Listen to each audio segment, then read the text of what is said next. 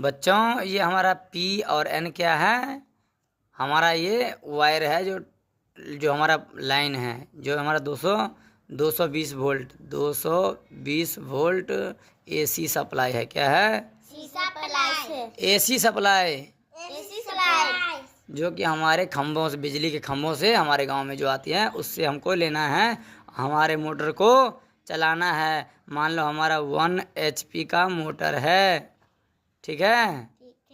तो उस पे 1 HP मोटर को हमको सप्लाई देना है। तो हम अगर चाहे तो यहाँ पे MCV लगा सकते हैं, जैसे कि हम ऐसे करेंगे और इस पे एक ऐसे करेंगे, सिंबल बनाएंगे, ऐसे करेंगे, ऐसे MCV ब्रेकर को लगाना है, ठीक है?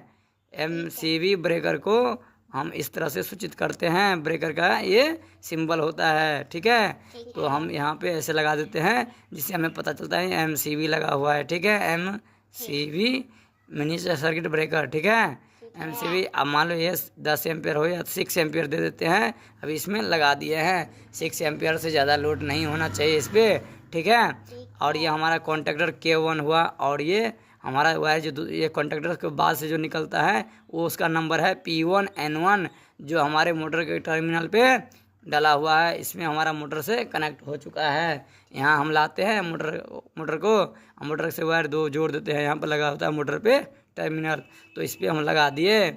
अब यहाँ इसका स्टार्टर बनाए हैं दोस्तों, कुछ इस प्रकार से है। फेस इसी में से फेस ले लो, इसी में से न्यूट्रल ले लो, और इसको एक MCV से जोड़ दो, जो कि हम MCV 2 MCV लिए हैं, एक मोटर ऑफ करने के लिए, एक कंट्रोलिंग के लिए और कंट्रोलिंग हो गया। उसके बाद हो गया हमारा क्या है, ये क्या है K1 हमारा, ये क्या है जो MCV से निकलता है वो वायर है, ठीक है? और ये हमारा P1 जो है, हमारा जो मेन सप्लाई है, उससे आ रहा है 220 वोल्ट, ठीक है? और 220 वोल्ट हमारा क्या जाता है, कहाँ जा रहा है? स्टॉप पुश बटन पे। कहाँ जा रहा है?